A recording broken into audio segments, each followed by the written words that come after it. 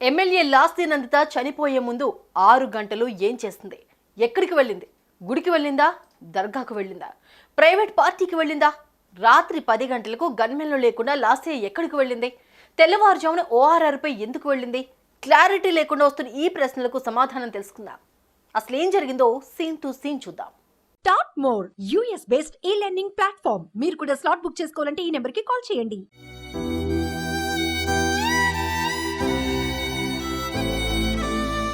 లాస్తి నందిత కుటుంబ సభ్యులైన తల్లి, అక్క కూతురు ముగ్గురు కలిసి కేపీహెచ్బీలోని ఓ రెస్టారెంట్కు డిన్నర్కు వెళ్దాం అనుకున్నారు. ఆ విషయాన్ని లాస్తికు చెప్పడంతో ఆమె ఫార్చునర్ కారులో తన కుటుంబ సభ్యులను కేపీహెచ్బీలోని రెస్టారెంట్కు పంపించింది. అక్కడ వారు భోజనం చేశారు.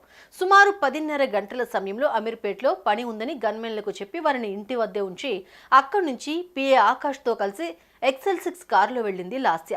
కుటుంబ సభ్యులను కలిసింది. ఫార్చునర్ కారు డ్రైవర్ కారులోనే రెస్ట్ తీసుకుంటూ ఉండగా లాస్య, ఆమె తల్లి, అక్క కూతురు శ్లోక, పిఏ ఆకాష్ కలిసి XL6లో సంగారెడ్డి జిల్లా సదాశివపేట మండలం ఆరూరు నుండి కోనాపూర్ వెళ్లే మార్గ మధ్యలో ఉన్న హజ్రత్ సూఫీ సయ్యద్ అబ్దుల్ జఫార్ అలీ దర్గాకు వెళ్లారు.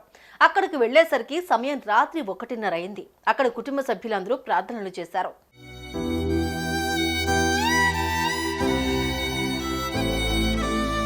కాసేపటికి అక్కడి నుంచి బయలుదేరారు. లాస్య అక్క కూతురు శ్లోకకు ఎగ్జామ్స్ ఉండడంతో దర్గా నుంచి కేపీహెచ్బీ రెస్టారెంట్కు వెళ్లారు. అక్కడే కారులో రెస్ట్ తీసుకుంటున్న డ్రైవర్తో కలిసి ఫార్చునర్ కారులో మూసాపేటలోని ఇంటికి వెళ్లారు. అప్పుడు సమయం తెల్లవారుజాము 3 గంటలు. ఇంటికి వచ్చిన అందరూ పడుకోవడానికి వెళ్ళగా లాస్య మాత్రం తనకు ఆకలిస్తుందని ఏదైనా తిని కుటుంబ సభ్యులకు కూడా తీసుకొస్తానని XL6లో ఆకాష్తో కలిసి మళ్లీ బోయిన్పల్లి వెళ్ళింది.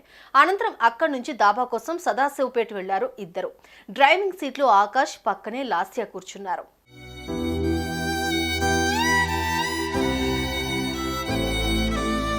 డాబాలు వెతుక్కుంటూ వెళ్లిన ఇద్దరు ఫుడ్ పార్సిల్ తీసుకున్నారు. అనంతరం ఉదయం 4:51 ఓఆర్ఆర్ ఎక్కారు.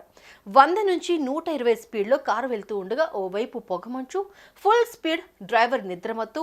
వీటి కారణంగా సరిగ్గా 5:12 కారు ముందు వెళ్తున్న సిమెంట్ మిక్సింగ్ ట్రక్ ను ఢీకొట్టింది.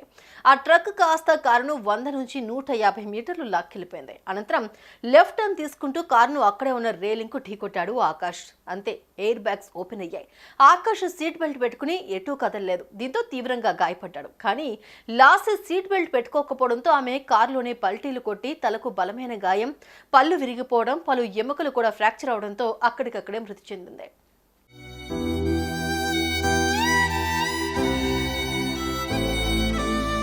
ప్రమాదం జరిగిన వెంటనే ఆకాష్ లాస్య కుటుంబ సభ్యులకు సమాచారం ఇవ్వగా వారితో పాటు పోలీసులు అక్కడికి చేరుకున్నారు.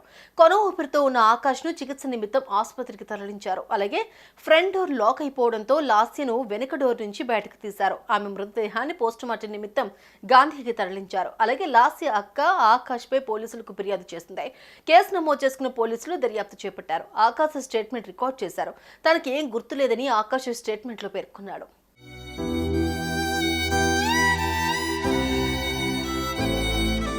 లాస్య మృతి కేసులో ఎన్నో ప్రశ్నలు ఇంకా సజీవంగానే ఉన్నాయి. ఆమె గన్మెన్లను ఎందుకు వద్దన్నారు? అంత రాత్రిపూట ఆమె దర్గాకు ఎందుకు వెళ్లారు? అటు నుంచి ఇంటికి వెళ్లిన తర్వాత ఆకలిస్తే సిటీలోనే తినకుండా సదాశివపేట వరకు ఎందుకు వచ్చారు? విధిరాత అంటే ఇదేనా అనే ప్రశ్న లాస్య మృతితో తలెత్తుతోంది.